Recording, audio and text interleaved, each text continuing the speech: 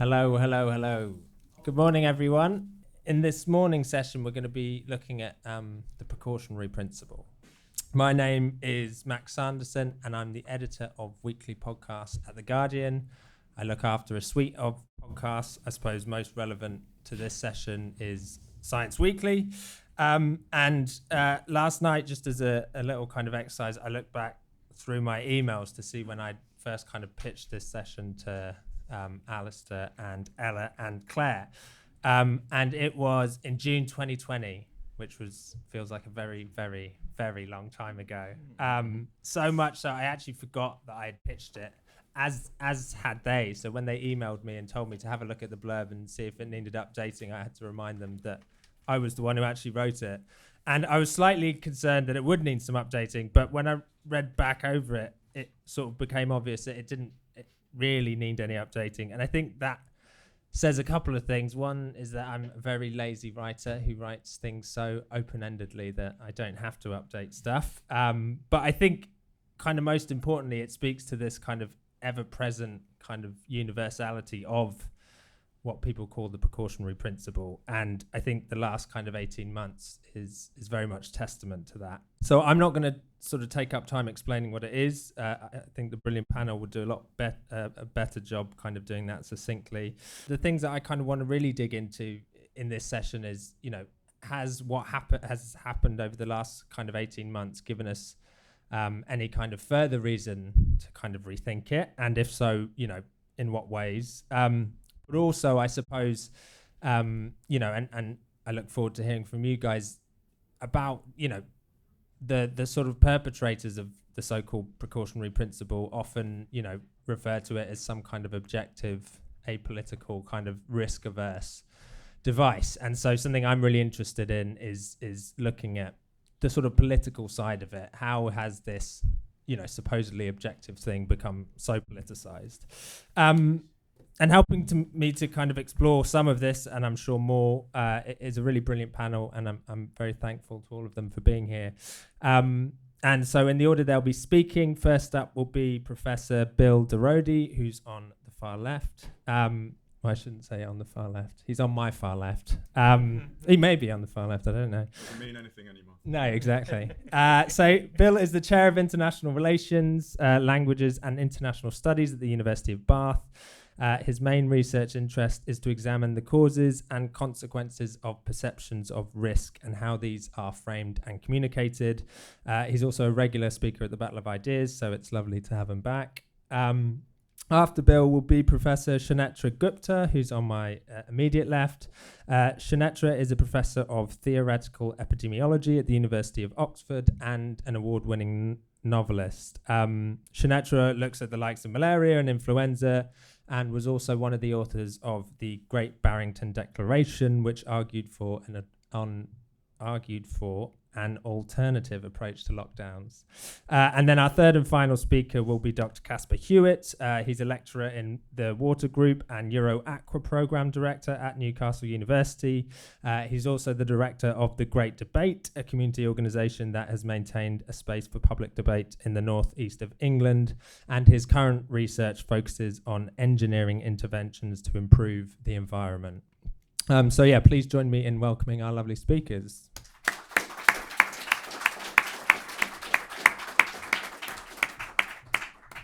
So as per the usual format, we're going to do some kind of introductory pitches. I'm going to give the speakers up to 8 minutes, and then we will immediately open up to you guys on the floor. Yeah, so first up, Bill. Thank you, Max. Well, I guess the time to rethink the precautionary principle was about 20 years ago when I first looked into it. And it's a bit surprising revisiting it after such a long time. And maybe at the end I'll come up with a few views as to what has changed in the interim. As the blurb suggests, it by and large emerges in Germany in the 1970s, and there's a reason for that. It's very important to understand the reason, and that is that Germany, after the Second World War, was by and large a depoliticized state. It had no teeth in world international organizations, and it was in the vanguard, if you like, of a kind of new managerial politics. And it kind of fit the green agenda that tried to sit in between the dominant political parties there. It really comes of age, though, after the end of the Cold War. And so you've got the 1992 Rio Earth Summit Declaration about the precautionary principle. There's something called the Wind Spread Declaration. And the European Commission produced a communication in the year 2000. And there's a reason for that chronology as well, which is that the end of the Cold War led to a depoliticized world for the rest of the world. You know, the confusion of left and right, the dissolution and reorienting of the old mainstream political parties, and a kind of scrabble for the center ground politics. And risk management came very much to the forefront as a new organizing principle for a world that didn't have the old Soviet enemy anymore. I think it was at that time mainly invoked by fairly marginal groups, environmentalist campaigners, and by and large I would describe it as a claim on decision making. I'm not a headbanger. It is entirely sensible and reasonable in specific circumstances to apply a modicum of caution to what you're doing. But that's not what the precautionary principle is really about. Rather, I would describe it as a power grab by what saw themselves as new voices, but really were marginalized voices, particularly in the aftermath of the dissolution of left-wing and right-wing politics. So it gave a voice to supposed ethicists, experts, and above all, sought to invoke the public in decision-making. There is no single definition. You can look on Wikipedia or anywhere else. By and large, it's a triple negative. It says when we do not have sufficient evidence that something is not harmful, then we ought not to do it. And if you have a triple negative phrase and you simplify it, really it distills down to action without evidence is justified. There's a lot of challenges to it. How much evidence do you need before you take action? What are the measures to be taken and who by? It also presumes that prevention is better than cure. Now, it may come as a surprise to you. I do a whole class with my students on is prevention better than cure and when, because everyone assumes that that's common sense. But the reality is prevention is only ever better than cure when the thing you're trying to prevent has a fairly elevated incidence rate and the cure that you're proposing is known to be effective. And in many instances, when the precautionary principle has been applied, neither of those factors has been particularly present. Cure, by the way, is targeted on the person that needs it and discrete in terms of time, whereas prevention has to apply to everybody and presumably for all time. It's a kind of, it moralizes debates as well, because then if you're not taking the necessary preventative measures, you're seen as being immoral. The other basic problems, it's illogical. You cannot apply the precautionary principle to itself. If applying the precautionary principle creates worse outcomes, ought you to be applying the precautionary principle? And it also misses the fact that not taking action is an act in and of itself. Not taking action may also lead to unexpected, unfortunate, and unforeseen consequences. It's used to justify pretty much anything. The Cambridge academic David Runciman noted in one of his books how Tony Blair had invoked the precautionary principle to go to war against Saddam in Iraq, because his argument was that not acting would lead to greater problems. Superficially, it appears as a debate over safety, and the advocates of it tried to suggest that it was about humility, about scientists accepting that they didn't have complete control, although I would like to add that those who advocate it are far from humble in what they suggest the alternatives to be. In conclusion, my key points are this. It actually always has two key elements. The first is to project. It projects worst case scenarios. It asks you to go beyond the available evidence, to include what is sometimes described as unknown evidence or even anecdote. And by focusing on worst case scenarios, it avoids discussions about what's most likely. It's a shift from a kind of probabilistic understanding of the world where you look at what is to a speculative what if. But there is no limit to speculation. And if you layer what if upon what if, you basically paralyze everything. And the second core element of it is that it invokes alternative voices into the debate. Initially, as I described, that was the public, but increasingly the public has come to be bypassed completely. And now it's most often the science, whatever that means.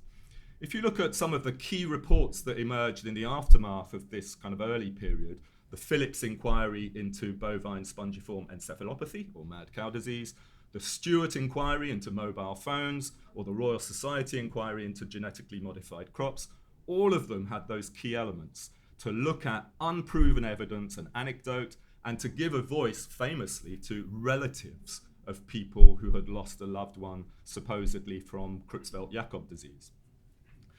It claims to reinvigorate politics by engaging the public in dialogue and to make people appear on panels with scientists. But as I noted, the public is now bypassed altogether. Science is not a democratic process. It doesn't matter what your gender is, your racial background, where you stand on the planet. You know, it's not the Earth that goes around the sun every day. It appears that way because the Earth is rotating. It's not a democracy. Science is not a democracy. And to suggest that it's good for science to include the public in a kind of democratic debate about science is both bad for democracy and bad for science. I would suggest the reverse is what is required. We actually need people engaged in politics, and then they might be a bit more astute and interested in science. It's also negative about where we stand. Ulrich Beck, the famous German sociologist, described it, him challenging the optimistic fallacy that scientists have.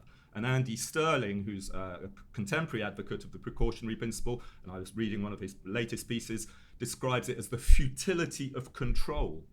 And he wants to counterpose that very directly to the slogan, "Take back control," which, as you all know, was the Leave campaign. Just to segue into Sunetra, it's arbitrary. Yeah, the Joint Committee on Vaccination and Immunology said there was no need to vaccinate children, and then the government decided on a precautionary basis, and the government said, "I will just ask other people to comment on that," and push through it anyway. And then you'll know that the AstraZeneca vaccine was withdrawn by particular countries on a precautionary basis. It is not a principle, it is not an approach, it is political game playing, purporting to be based on a scientific basis. Thank you, Bill.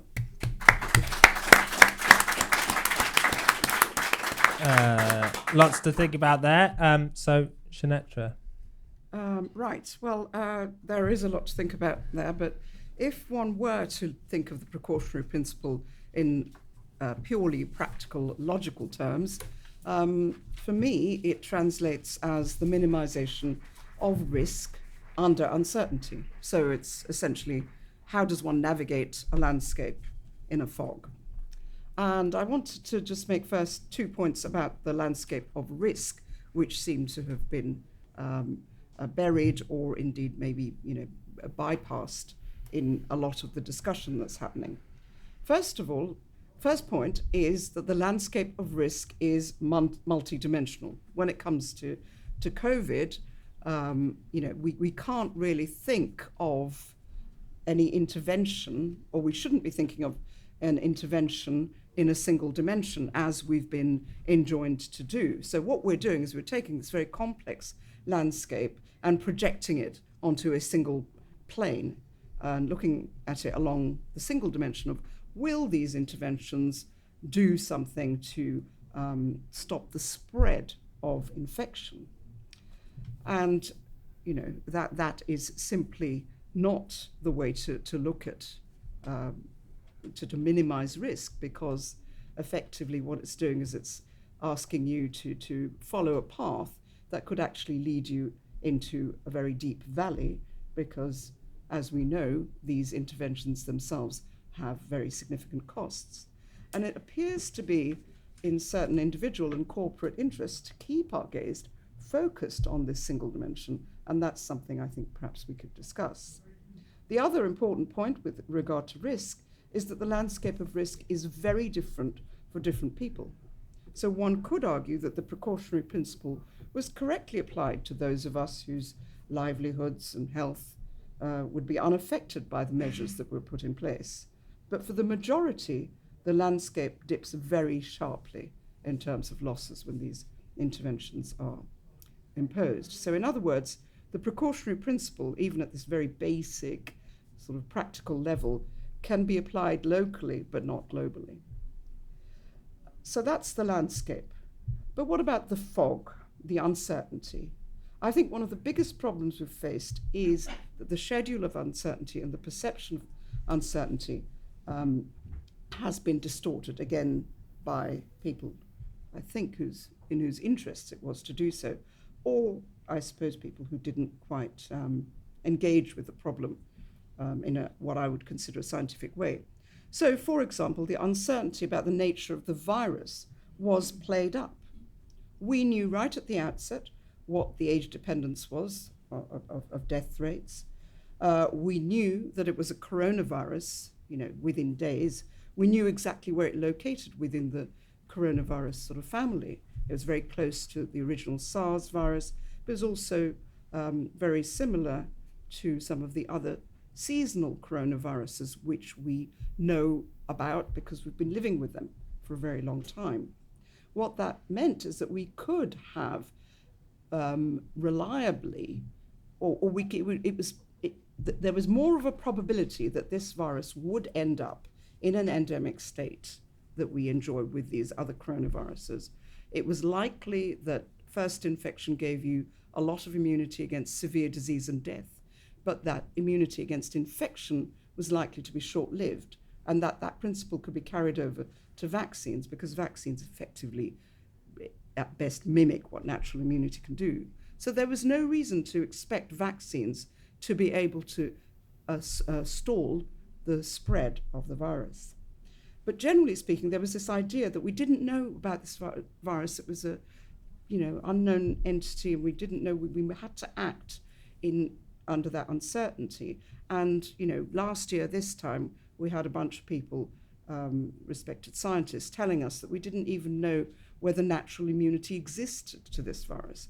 This was, as I said, we had the other seasonal coronaviruses to compare it to, but also work of many laboratories, including our own, had demonstrated that you made neutralizing antibodies to this virus.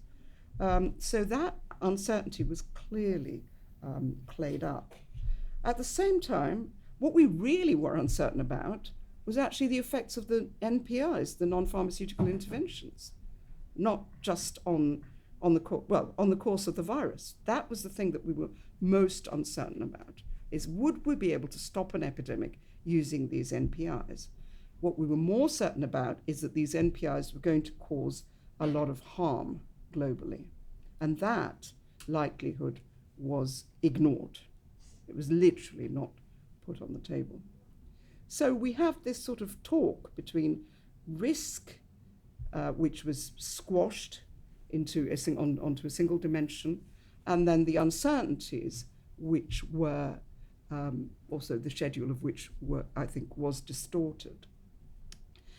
And really then, how would you apply the precautionary principle if you did have a clear idea about these things anyway, given that there is this uncertainty? What I think we were beholden to come up with were strategies that were robust to some of these uncertainties. And what could we have done in that regard? Well, one strategy that we suggested about a year ago through the Great Barrington Declaration, although we were not the only people to suggest it, there were many other scientists and other individuals who came up with the idea of focused protection. Since we knew, what were we certain about? We knew who was likely to die from being infected. Could we not invest in focused protection of these individuals? Given all the other uncertainties, was it not a proper application of the precautionary principle to direct investment into protecting those who are likely to die of infection? And since the vaccines have come along, that has been made much easier. The vaccines enable focused protection, but what we've done with the vaccines is try and achieve something that these sorts of vaccines can't achieve, which is to halt infection altogether. The other thing we could have done was invest in hospital capacity to create resilience instead of investing in NPIs, about which there is so much uncertainty. So, instead of investing in these things these elements which are somewhat robust to the uncertainties that were real and not so real, we invested in NPIs which were the least certain methods of dealing with the crisis and most certain to cause overall harm. So I'm afraid to say we were led down the valley into the fog.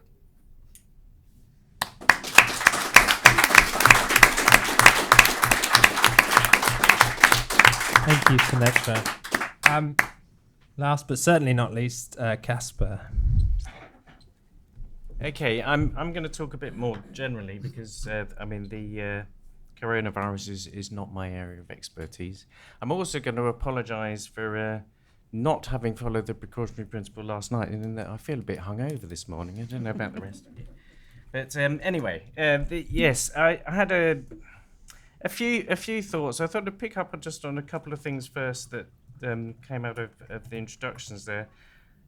Bill's point about not taking action has consequences, because I think this is a particularly interesting one, and I think this runs through lots of things that have happened since the precautionary principle was first invoked. Going to give a couple of examples. The golden rice example, I don't know if you're aware of it. It was developed over 20 years ago now. This was a genetically modified crop that is held up as a superfood.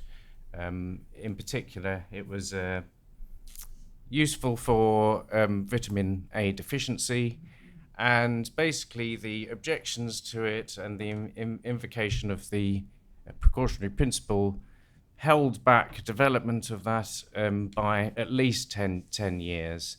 And if it's hard to actually gauge the number of deaths that you could directly attribute to that, it's hard to count, but it's huge numbers.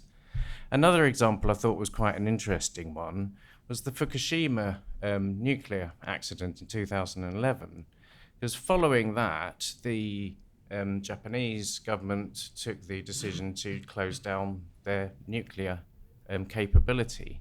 Now that's had huge consequences, almost impossible to work out, but even just one study looking at the 3 years following the accident was able to directly attribute around 1,300 deaths to the increasing cost of electricity and a couple of cold winters over 3 years.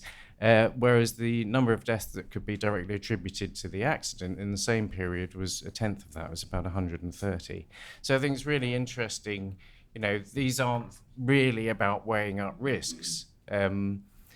Weighing up risks is something that engineers always do. I come from an engineering department. This is actually historically what engineers have always done. This doesn't require the precautionary principle. The precautionary principle is something else. You actually look at the history of engineering. I was talking about this just last night. If you think about building the bridges, the Tyne Bridge in Newcastle, which is a famous landmark. When they built that, people were dying left, right, and centre. That was just normal when you were building these sorts of structures at that time. If you build a bridge today, that would be totally unacceptable. All the things that we've put in place over the 100 years or so since that were built means that doesn't happen. We actually have much greater awareness of health and safety, all sorts of procedures that stop that happening. When I worked in the steel industry in the 1980s, it was normal for a few people to die each year, in the plants. It wasn't something that we weren't concerned about, but it was just a reality. So yes, I think you actually look at the changes that engineering and science have brought about over the years actually mean the number of deaths reduces. This is the direction that progress takes us in. Precautionary principle has nothing to do with that. It doesn't impact on that at all. I thought also, Bill's point about the depoliticized period, the end of the Cold War, I think is a correct one. But I actually think fundamentally the precautionary principle is a political principle. It's got nothing to do with science. It's got nothing to do with engineering. Just wanted to pick up on that one. I think more generally, I think it's a really paralyzing principle, because it is all about not doing something. It's never about doing. Well, actually, you said about going to war. So sometimes it can be invoked the other way around when it's appropriate, deemed appropriate to do so. When it's convenient to do so, I guess it can be invoked in that way. Oh yes, the other thing, because Sunetra was saying about minimising of risk under uncertainty, and again, I would say, well, science and engineering, this is actually what we do. We don't need the precautionary principle. The precautionary principle has nothing to do with that. There was an interesting thing. There's this brief. I just thought I'd wave it about because it's colourful. But it's this brief which was from the EU 2017. The precautionary principle, decision-making under uncertainty. There's a couple of things that are quite interesting here about burden of proof. I won't read the whole thing out because it's about 15 pages long, but there's a thing here. The precautionary principle could also shift the burden of proof to the defendant. It's actually talking about court ruling that government was neglecting its duties to address climate change adequately, and ordered it to curb Netherlands emissions. So it's actually talking about the burden of proof being reversed. Well, I would pose it the other way round. I actually think the burden of proof should be reversed. It should be the advocates of the precautionary principle who should have to prove that there is some sort of harm in order to stop experimentation. And that's the opposite of what the precautionary principle does, and I would actually pose it that way round. I think that's all I want to say for now. I want to hear from you. Thank you, Caspar.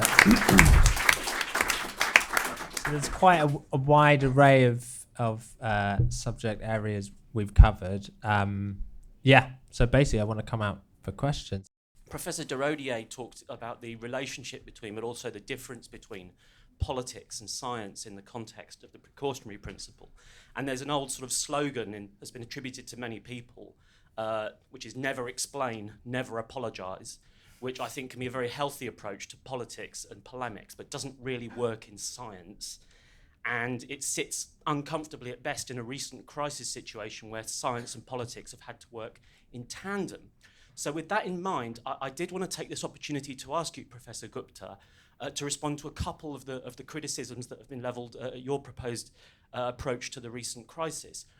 One of which is that last year your assessment of the infection fatality rate was out by an entire order of magnitude.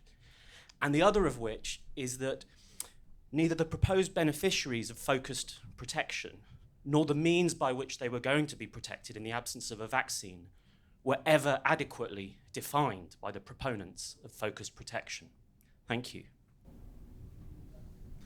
Do the panel agree that the so-called precautionary principle is just an example of the fallacy of argument for ignorance, and that a good communication strategy for dealing with that appeal to ignorance, which is usually intended to suppress critical scrutiny of ideas intended to benefit, usually corruptly, the people advancing them, is to point out the risks of applying that so-called principle, and the serious risk of harm of doing so? Thank you very much. If you could hand the microphone to the guy behind you. Thanks very much. This is a question for Professor Sunetra Gupta. This is maybe a bit of a difficult question to answer, but do you think that the government's change in sort of tact in dealing with the pandemic was due to primarily scientific or political concerns? Because obviously they initially had one approach, which in my opinion was quite reasonable and voluntary guidelines for dealing with the pandemic. And they eventually changed to an enforced and much more draconian approach.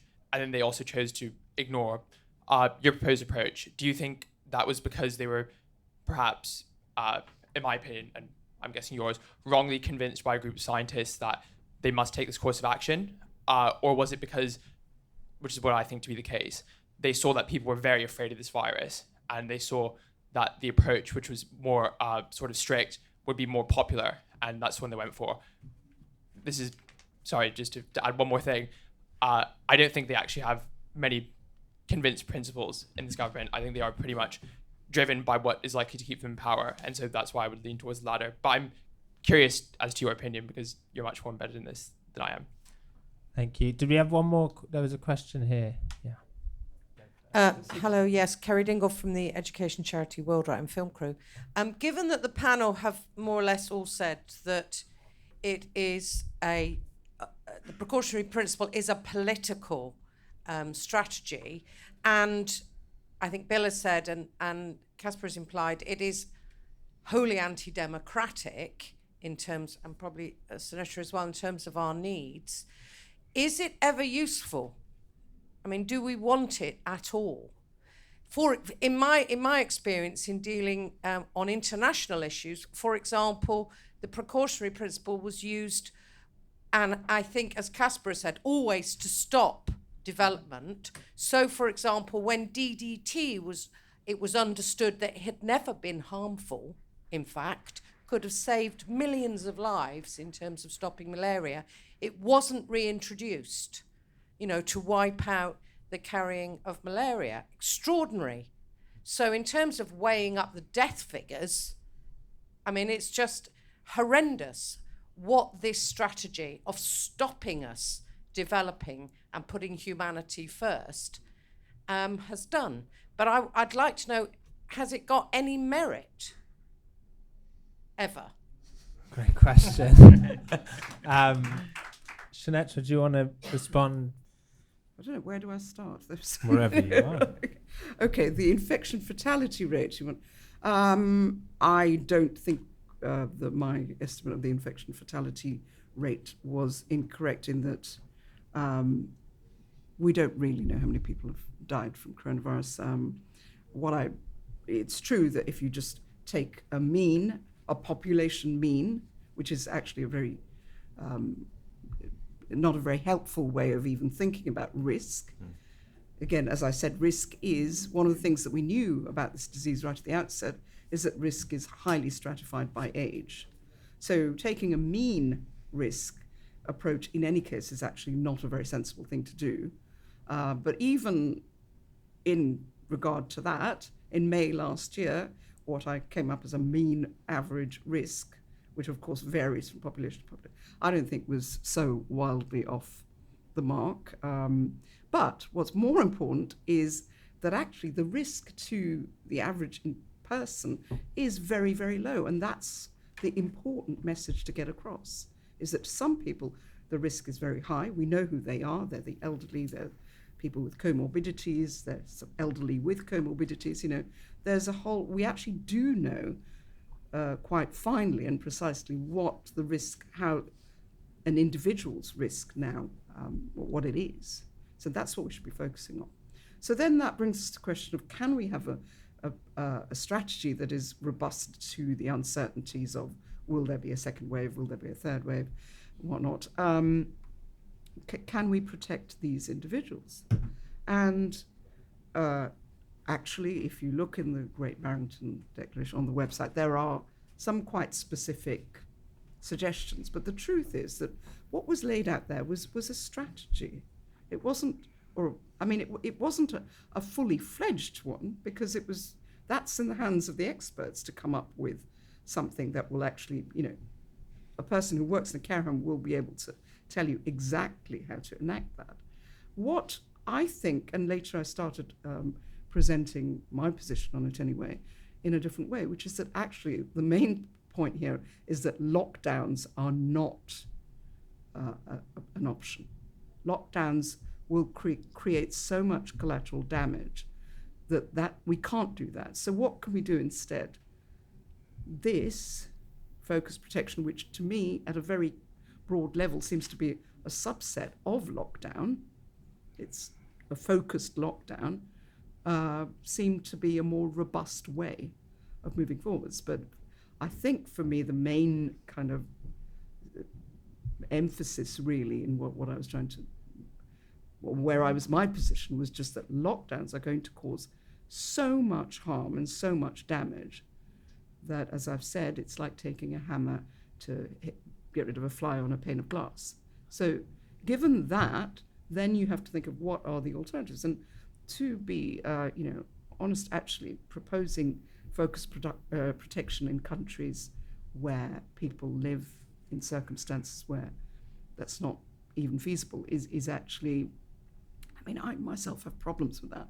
So it's more really to say that we have to be very, very careful in thinking of this as a multi-dimensional landscape, where if you travel down one axis, you might think that lockdowns and other NPIs will do something, which now actually we have less uncertainty about that. We know that they don't work quite as well as people.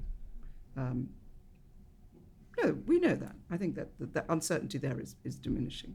But we do, it does, if you look in another dimension, you're falling into this very deep valley where the harms of lockdown. Do you want to quickly respond to there was a question What's here going on in their heads? I wish I knew. You tell me. Bill, do you want to respond to? Well, I'll do a quick plug because, Sunetra's published a lot on this matter. I published just one paper called Handling Uncertainty and Indeterminacy in relation to the coronavirus pandemic in an APA journal, I forget which one. But one of the main points I make there is that there's still a lot that's not known about the virus, how it acts, what organs it acts on. Sunetra's pointed to the broad contours that we do know. And it's very interesting how, if you follow the debate, people are now pretending that they did know something retrospectively, when at the time they didn't and made it fairly clear. So there's a lot of chopping and changing of, and attacking people based on positions, using information that was not known at the time when people were making particular arguments. Nobody comes out of this looking glorious. The WHO have made loads of mistakes. Boris has made loads of mistakes. I think, we do have to accept that that's the nature of uncertainty, and to put proposals into the public domain, they ought to be taken seriously, not silenced by Google or whatever other, social media decides that the Great Barrington Declaration should not appear on your social media feed. So I think that's a bigger problem. There was a point made at the back about people being very afraid of the virus.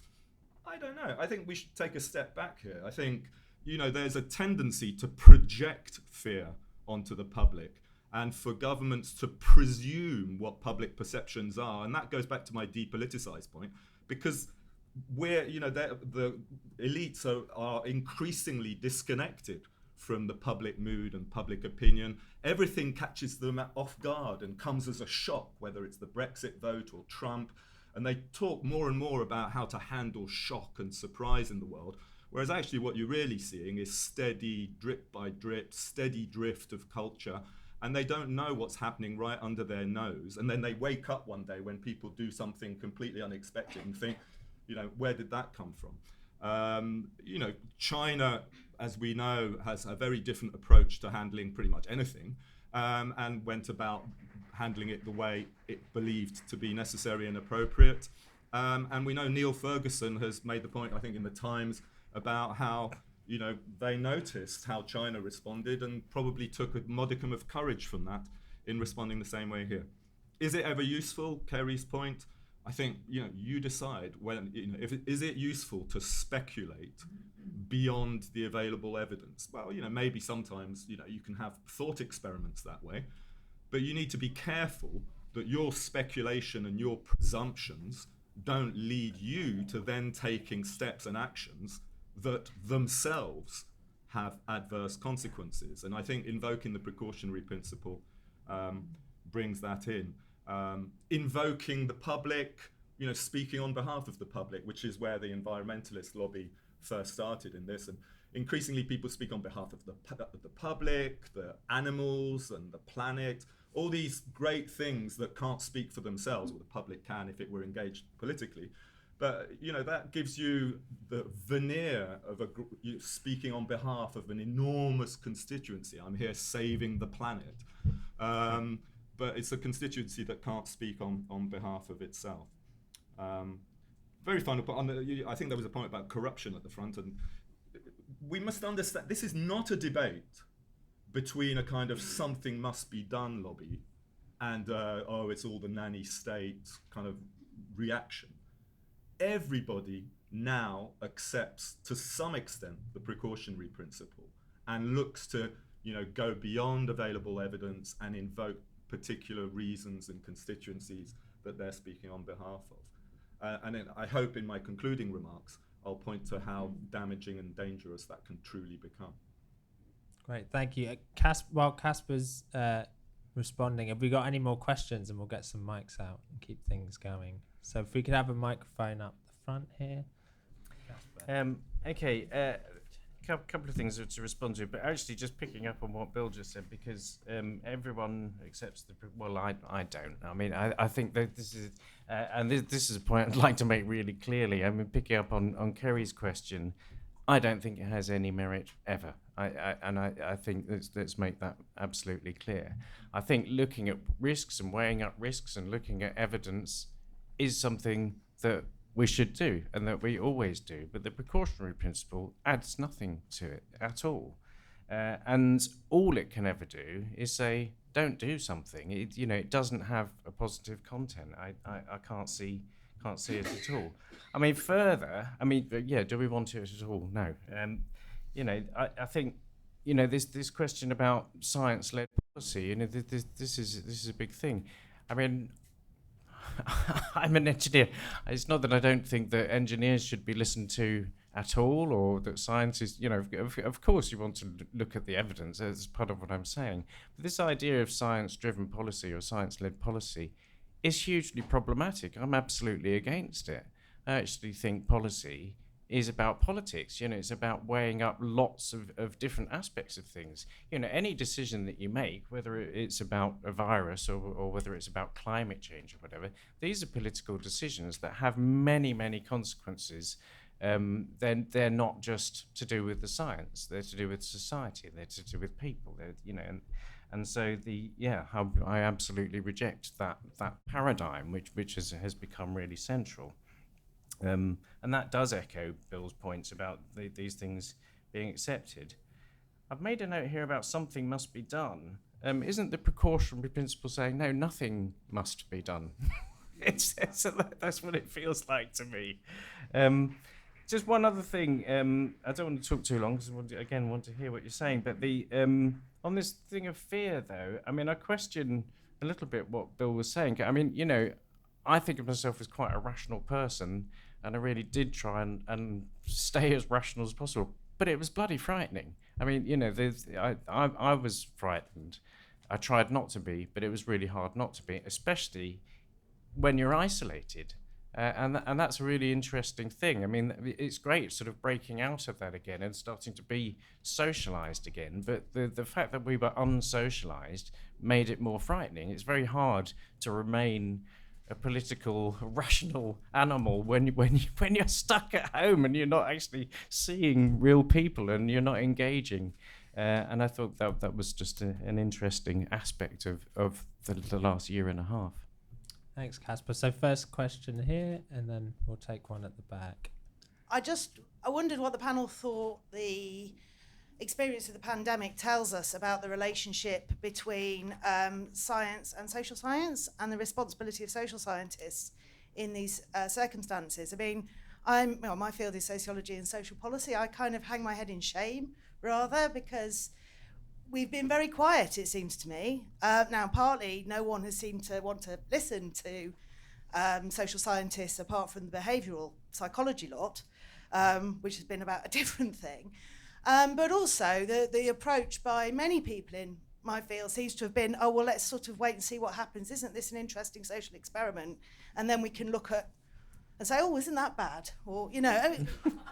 we didn't need evidence to know. Any good sociologist could have looked at what lockdown and the associated MPIs would do and say, this is going to have consequences, right?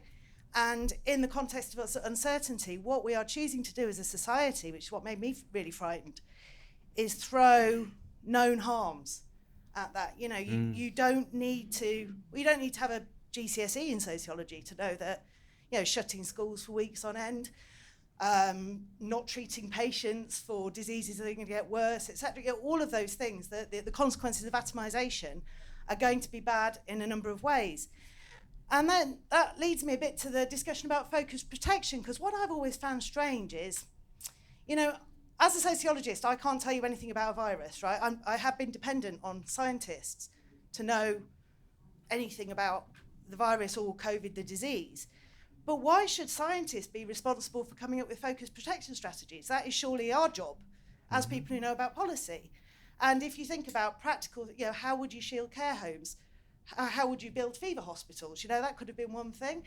How would you work with society? I mean, just to finish on an anecdote, in my little town, it's a little market town, I've been really intrigued by the fact that when we've been hit by the virus twice, first in February, March 2020, so before lockdown actually, because a lot of people commuted. And then in the second wave, before Christmas, again before the second third, how many have there been? Third lockdown, whatever. That's when people have been scared, and that's when they changed their behaviour.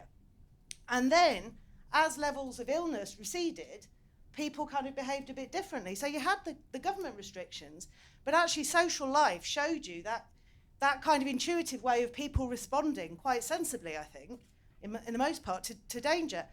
And I think we could have thought of that in terms of focused protection as well. So when do you give advice to vulnerable people? Now is quite a bad time to kind of go out, take care for a few weeks. And then when do you change that advice? You don't have to lock them all up all the time. And all of these questions never really got asked. And it just seemed like the only thing people ever said about focused protection is, ha, ha, ha, where's your 10-point plan? And then they wouldn't have listened to it anyway. So, anyway, I'll shut up now. Yeah, good morning. Excuse me. I have a question particularly for Professor Gupta about the Great Barrington Declaration and your multi-dimensional approach. I asked the question because, partly as an accident of geography, I live in northern Italy and was in northern Italy in February when the first lockdowns were emerging.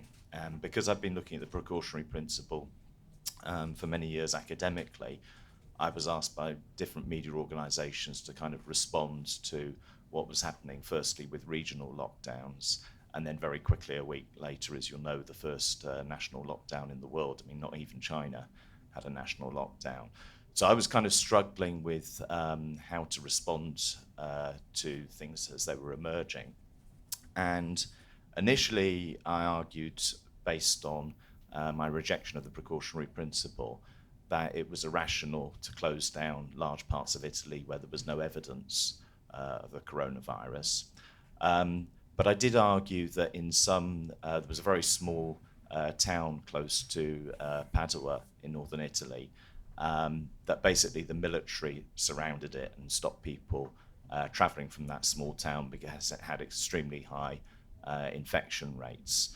And I basically argued that that was pretty rational to actually stop people travelling from that small town because they had very high infection rates, and that based on my rejection of the precautionary principle, it didn't make sense to lock down places where there was no evidence of the virus, particularly islands like Sicily, a long way away.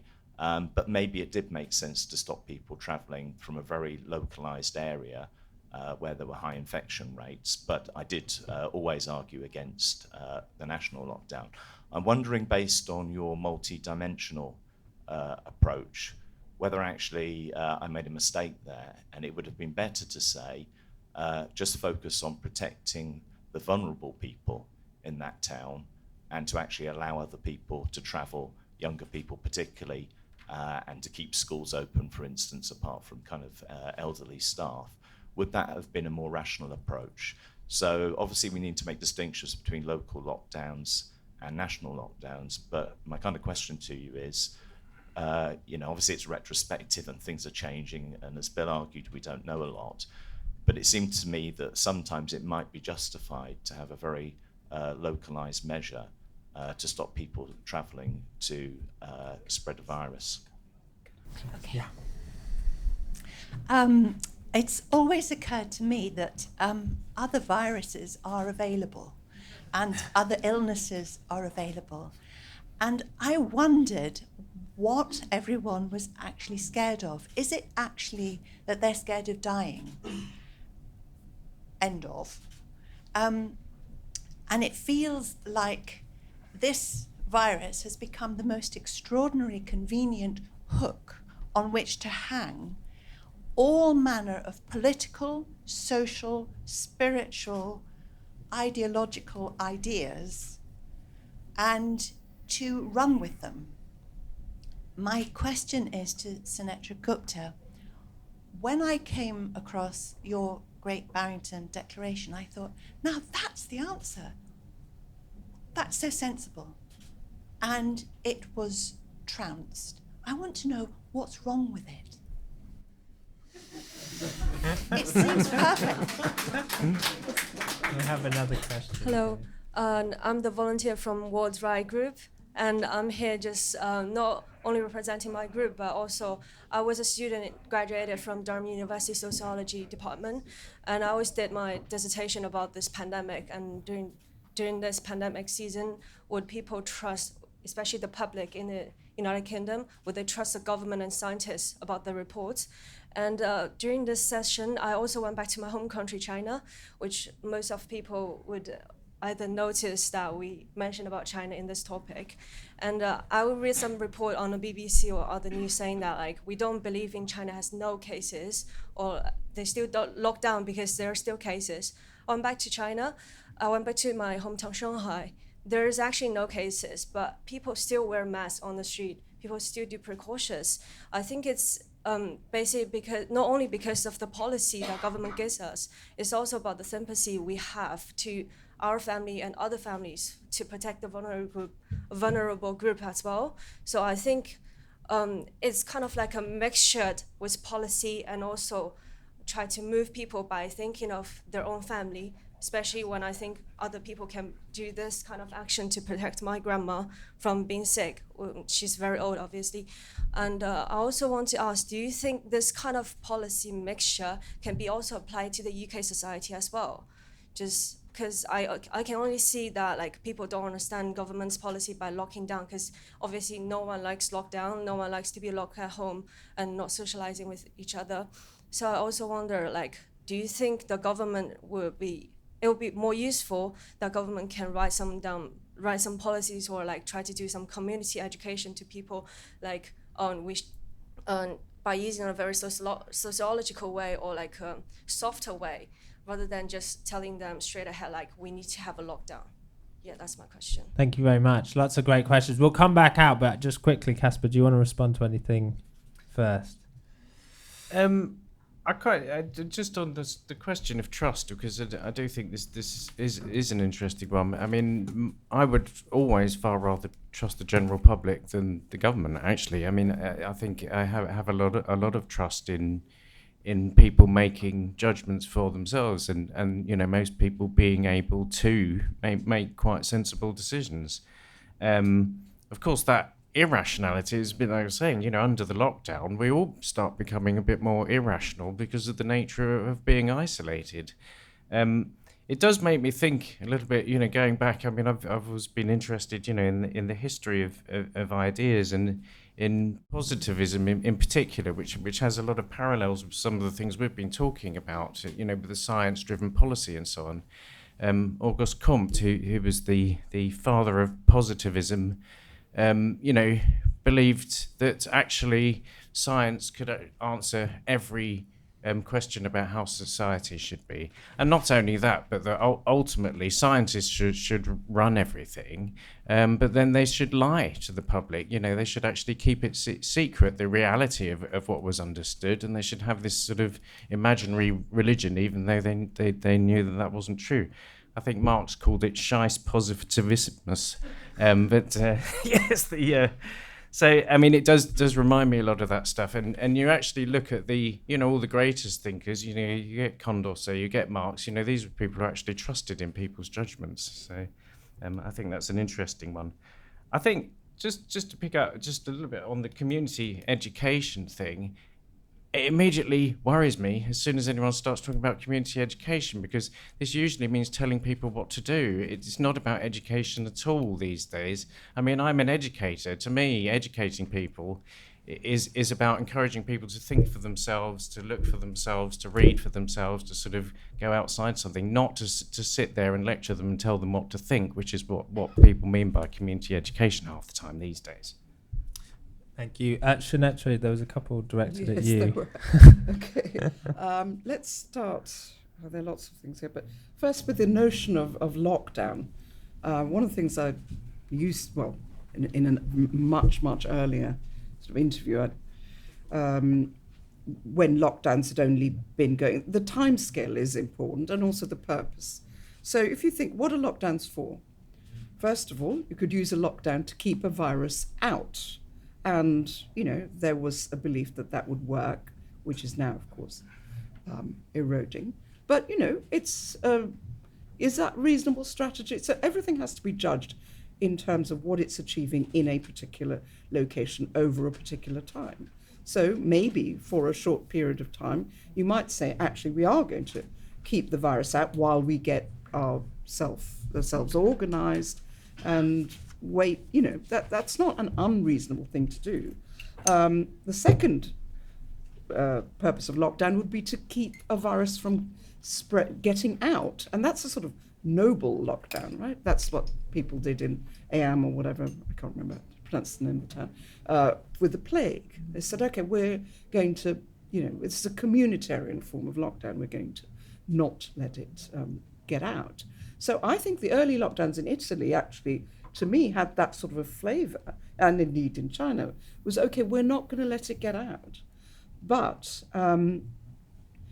you know, over what timescale can you do that? And at what point do you say, actually, this is going to get out?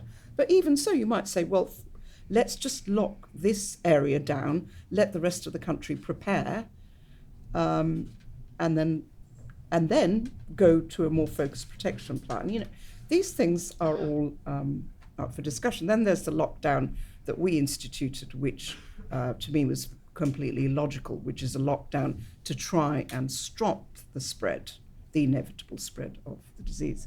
So one has to be very careful in sort of assessing lockdowns. You can't have a blanket statement that lockdowns are wrong. It's how they're implemented, who they're implemented for, what is the purpose, and over what time scale. Which also then brings us to the question of focused protection. You know, why was that dismissed out of hand? And, you know, you asked the question, why? Is it wrong? Well, the answer actually is, I don't know. The point of the Great Barrington Declaration was to have that debate. I mean, if a whole bunch of social scientists sat down and said, I'm sorry, that's just not going to work, so be it. But, you know, what we needed to have was that debate. It seems to me, and as I said, among the knowns and the unknowns, one thing that I would have, as not an expert in the field, as a lay person when it comes to what are the effects, the sociological effects, and what would happen to what would the collateral damage be, that it seems to me that was the one thing that we knew, that lockdown, even not as an expert. But obviously we needed the experts to come in and say, yes, this is a problem, this would cause enormous harm, and yes, focused protection can be enacted in these particular ways. What we asked for, the Great Barrington Declaration, was a debate, and that didn't happen. Bill, if you want to respond quickly and then we can get out. Bill. Well, obviously the WHO advocates lockdowns in the early stages of any pandemic, always has done. The $6 million question, of course, is when did the Chinese authorities know? My suspicion is it was out already beyond Wuhan by the time people started locking down. And certainly the people who breached the Chinese lockdown the most were Western countries trying to repatriate their own nationals. Completely illogical if you follow the logic. Obviously, you've got a considerable amount of emotional attachment to your grandmother, and who wouldn't? Having said that, my experience of people who wear masks, and I don't want to open a can of worms, and I don't particularly care where you sit on the mask debate. But my experience, which I think is replicated quite widely, is that most people have a mask in their pocket, which they use when they need to, appear to be wearing a mask. I don't know whether you wear a mask several times, a day, a clean mask, but that's what all the scientific studies that suggest that masks may have a beneficial effect are based on. A clean mask put on every few hours. If it's humid, if you get wet, you need to replace it.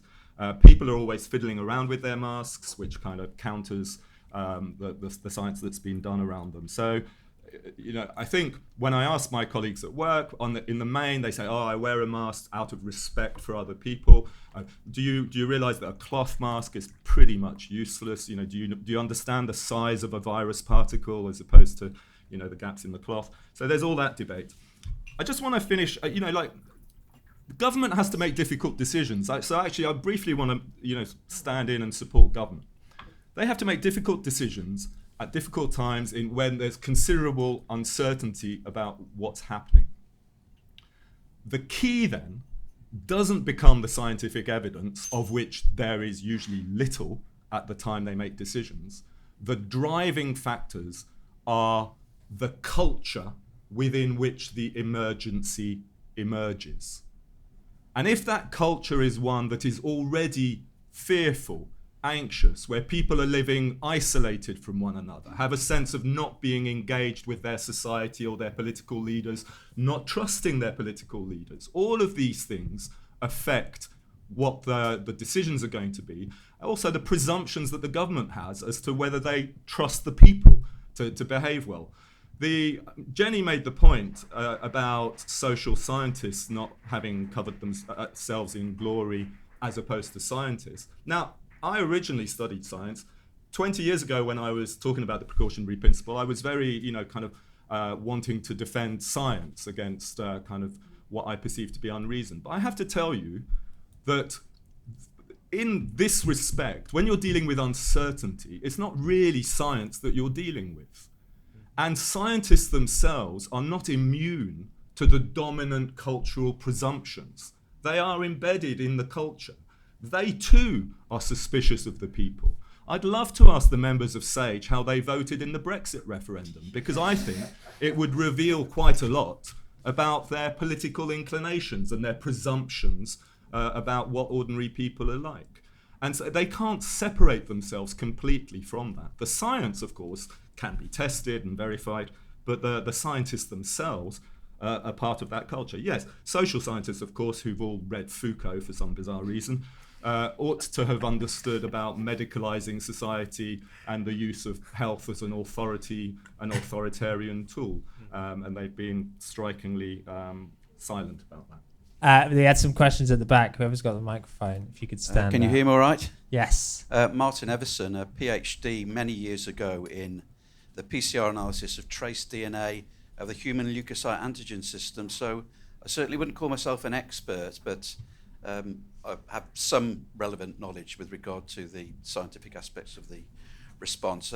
But I wanted to take the opportunity to thank you, Professor Gupta, you and other colleagues, for very bravely and with great dignity defending what I think was conventional scientific understanding prior to the change in policy of mid-March 2020, which I think was also reflected in many of the pandemic preparedness guidelines, which are still online and you could read them if you want to.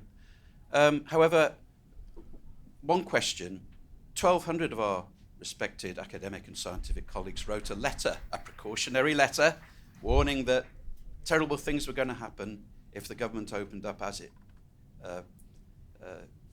it did do, and nothing bad happened. 3 of the modelling groups, the Warwick, the Imperial, the London School of Hygiene and Tropical Medicine models of predicting massive hospitalisations in the autumn, they've come to nothing. So my precautionary principle question really is, as long as you're virtuous and good and precautious, does it really matter if you're wrong and put a wrecking ball through society? And what's going on in science? And my other question is, in Sweden, they somehow managed, as far as I know, distantly, either from law or constitutionality, to stick with what was more or less in the original pandemic preparedness plan.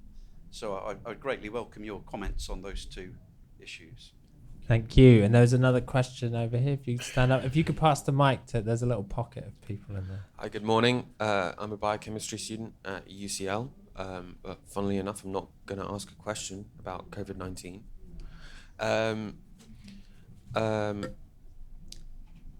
We've been doing a lab project this year, and we have to comply with government guidelines because we're working with genetically modified material.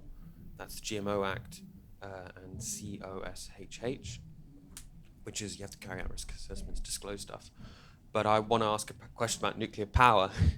After the Second World War, in the Cold War, you had a race which was highly politically charged between not just the USA and USSR, but also in the UK and France in order to develop nuclear power.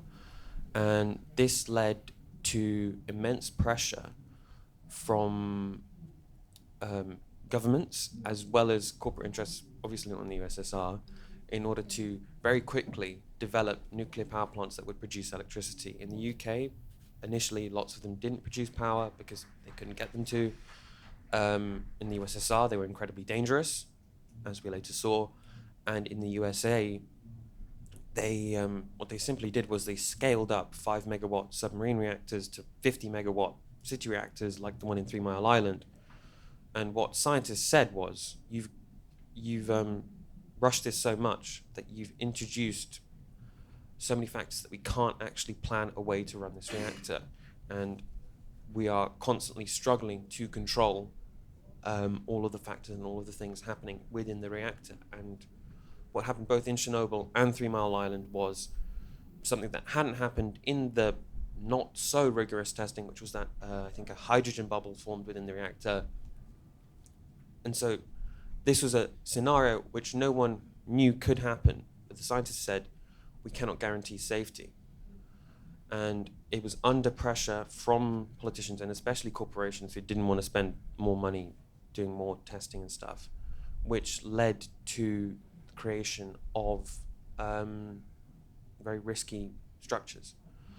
This is not, I mean, I don't know if that's not really exercising with the precautionary principle.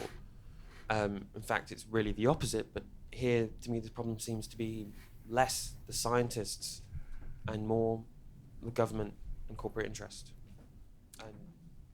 Thank you. Hi, I'm a professional working with risk in a corporate and legal environment, and I have to deal with risk and risk analysis on a regular basis. And I guess my question is around when you're looking at risk, or in my experience, I have to regularly recommend risk management strategies, but they often do a cost and they have an investment. What no one ever calculates is the cost or the savings that have been achieved by avoiding those risks. It's almost impossible to sort of assess accurately what risk has been avoided and what saving has been made, although it's very easy to assess the impact of the precautionary process that's taken place. So I was just wondering whether, and of course, whenever you're taking a scientific analysis, you're looking at a risk based over a period of time and a percentage probability of it happening. My understanding is that these precautionary principles are taken to limit the worst case risks from happening, and we never know how many of those have been prevented by taking these steps. We do know the cost of having taken the steps in the first place, and so reconciling those two things, isn't it impossible to actually understand the benefit that's been achieved from taking precautionary approaches? And that's certainly on a daily basis I have to justify my own department's expense and cost in terms of managing risks, which we never know whether they do or don't arise. Thank you. Was there there's someone else with a question up there.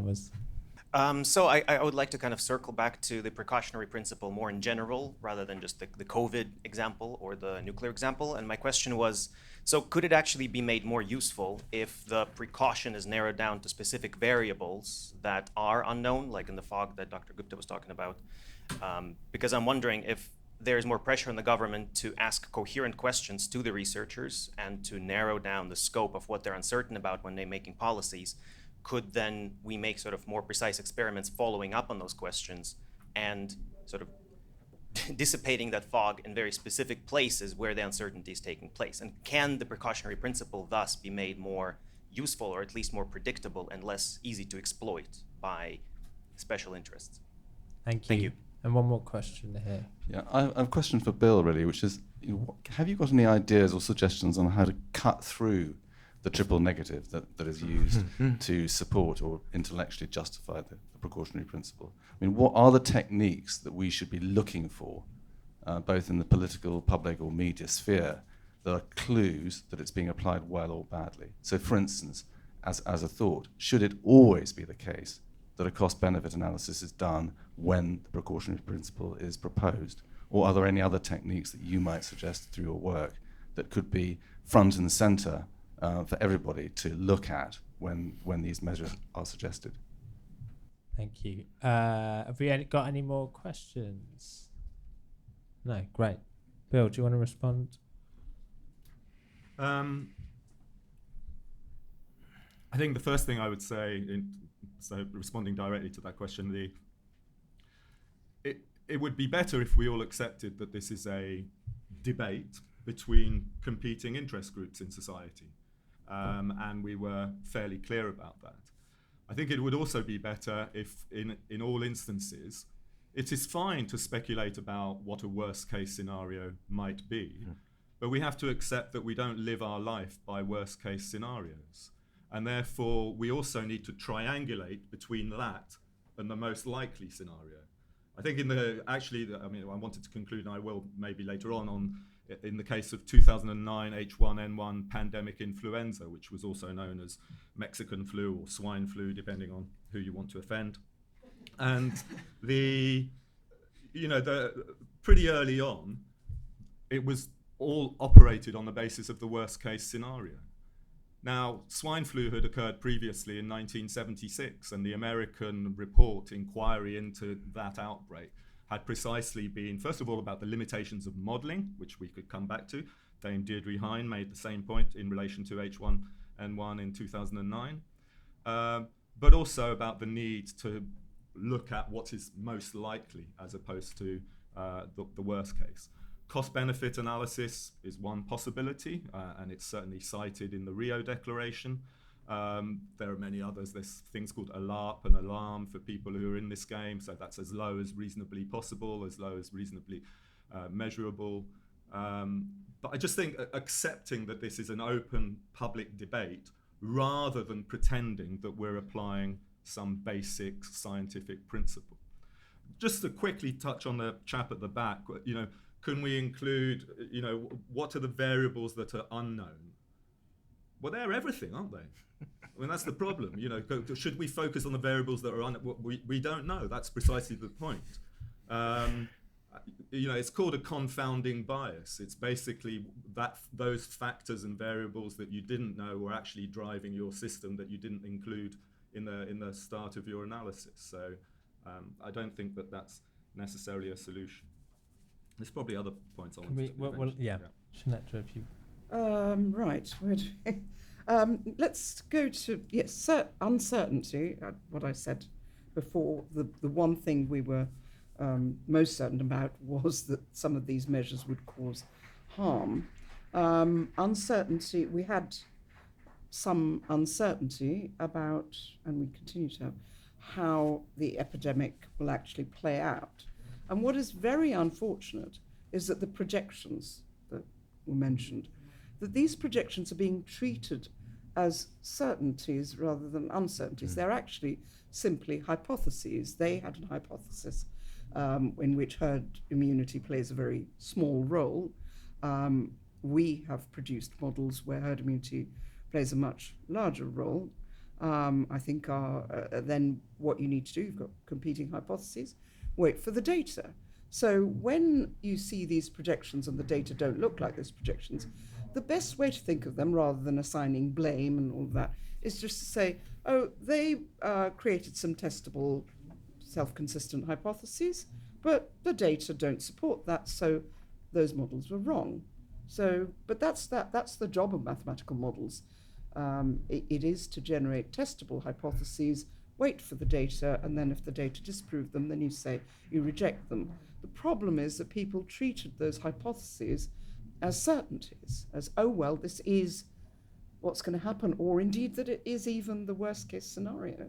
And I just don't think you can outline a worst case scenario in that the methodology is simply incorrect. And again, I think that the proposals of how to deal with a pandemic given these uncertainties that were already established were, they were pretty good. And I'm glad that it's acknowledged that what the Great Barrington Declaration simply did was just say, look, can't we just go back to these? So there was nothing that original about what we did. It's just that somehow there was this huge resistance to that. And I invite you to speculate where that came from. Do you want to say something? Yeah, just quickly. I mean, Deirdre Hine in that report on the 2009 H1N1 points out, that the problem is numbers give the veneer of something objective in a situation where it's not objective. And government demanded numbers. Most scientists said, we can't come up with numbers for you. There aren't enough cases.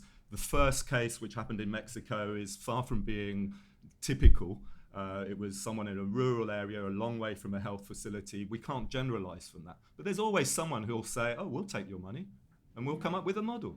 And so then you get your model and then you start operating on the basis of that. It's extremely problematic. It's been noted before. A very quick point on Fukushima, because there was stuff about nuclear. I don't want to go into all of the nuclear stuff, but I mean, we don't make reactors in the same way as we made them in the 50s. That's the fundamental point. And after Fukushima, when people detected an elevated background radiation on a Scottish beach of 12 microbecquerels, it's important to point out to people who aren't in the kind of radiology game that is the equivalent of going to the beach in the morning and saying, who added those 12 grains of sand there overnight?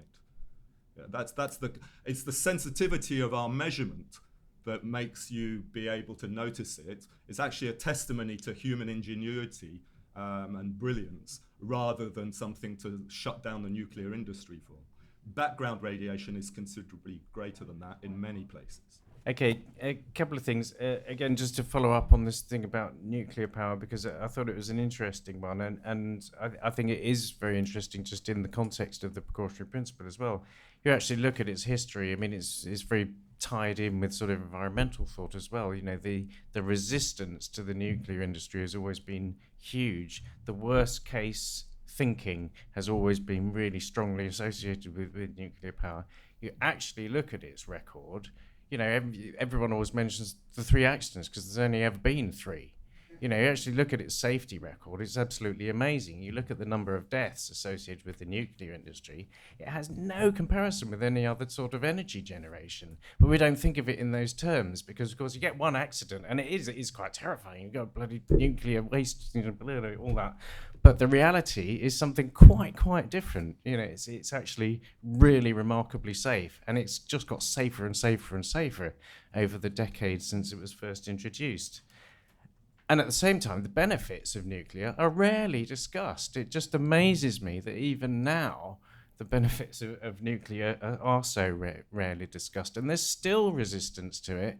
And you've got these tensions between, fossil fuels, but we don't want nuclear. Well, what do we want? Do you really have to ask? Okay, one more thing just before, just thinking about modelling and uncertainty and so on. I mean, I'm originally a mathematician. My background's in mathematical modelling, so I'm always sceptical of all models because I know what they do and don't do. You should always not trust a model, even one you've written yourself.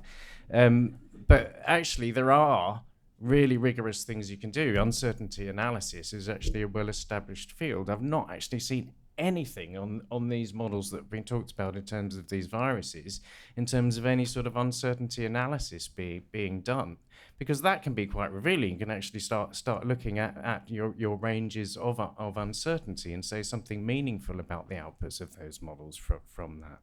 Great. So if we have one more very quick question, and then each of you are going to have about a minute to give your concluding remarks. So this is actually a quick comment rather than a question. Even better. Great.